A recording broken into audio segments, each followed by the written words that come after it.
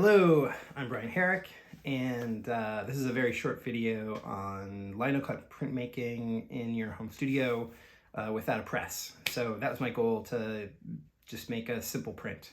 I ended up with this print, which I was pretty happy with. And then that actually, eventually that led to making 3 different blocks. There's this one that I just showed you, but then sort of a happy accident, I ended up cutting 3 different blocks and using this registration system to create one larger piece, which was something I hadn't planned, but turned out it worked out really well and was kind of fun. So this was the finished piece there.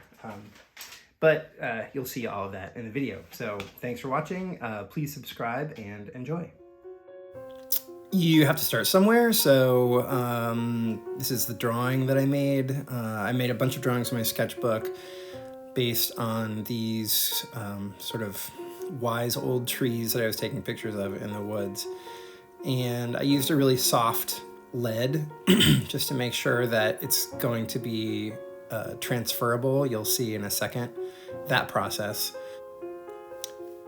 The reason I'm working in this size is I had some already mats that I had bought, and so I just measured out what size would fit into those pre-existing mats. It's time to make the transfer onto the linoleum block. So it probably would have been easier if I just would have made it on paper that wasn't in my sketchbook, but I have this compulsion to keep things in my sketchbook. So I taped it down and then took this bone tool that's used for bookbinding to really scrape down. So if you want to peek, you can leave some of it taped to see if it's working. It took quite a while to really get the full transfer, and even then it's not going to work totally. So once I had done the transfer, I took a pencil and just compared to the sketch and went back in and made sure that some areas that need to be defined, made sure those were defined. And then it was time to carve. So the nice thing about doing the transfer is that it makes the drawing transfer exactly the way you want it to look. If you draw directly onto a wood or a block or a linoleum block, it's going to end up backwards. So the drawing comes out exactly the way you envision it, which is kind of nice. The first thing you should do is shake your ink or test it. You can see a lot of the liquid came out in this, so I left this part of the video in just as a cautionary tale. Then you put your ink onto the plate. This is by far the trickiest part, I think, for me, for water-based printmaking, is that you really have to get the right amount of ink on your plate. So that's like not too much and not too little. What you're going for is a sort of like a Velcro noise. It really should be like a whoosh, whoosh, whoosh, whoosh. If you can't hear anything, you don't have enough. It can get too sticky if you have too much, and you really just have to play around with it. And I would not recommend this method that I just sort of like take the plate and slap it onto the paper and then flip the whole thing over. You'll see in a few minutes a registration system that I came up with, which was better. But again, I'm just documenting what I did. So you can see this print is, it just came out a little hazy.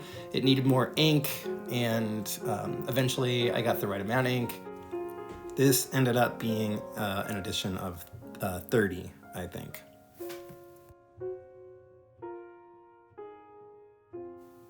This is a second block that I've carved, and while I'm inking up my plate here, I just want to point out the registration system I created on an old drawing pad cardboard backing, and then I cut up rectangle strips to glue around the outside of the block, and you'll see me put paper in the corners.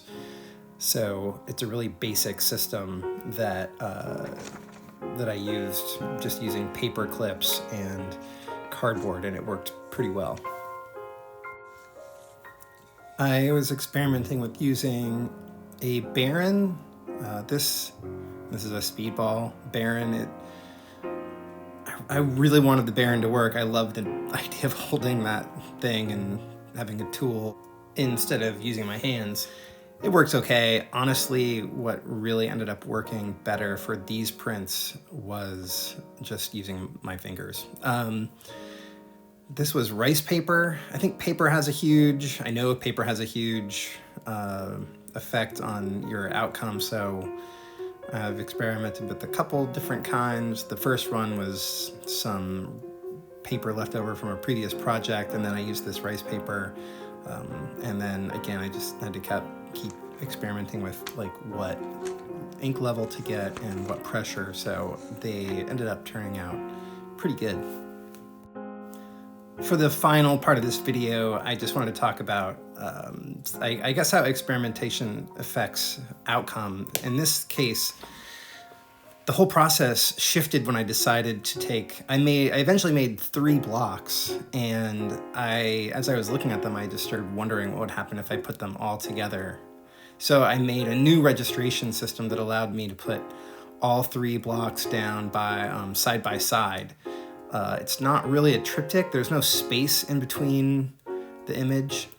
So you'll see that what I've got was these 3 blocks side by side. And then when I print them, it creates this forest. So in this case, I just ended up compositionally with a really interesting idea that I might not have come up with ahead of time, but I was really pleased with this finished print. And then I also ended up with all these different editions, 3 editions of single prints and this one final edition with the 3 side by side.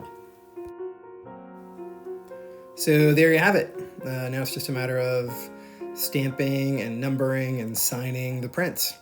Thanks to Stefan Nelson for the original music. You can check out more of his music over at Haptic Realm on YouTube.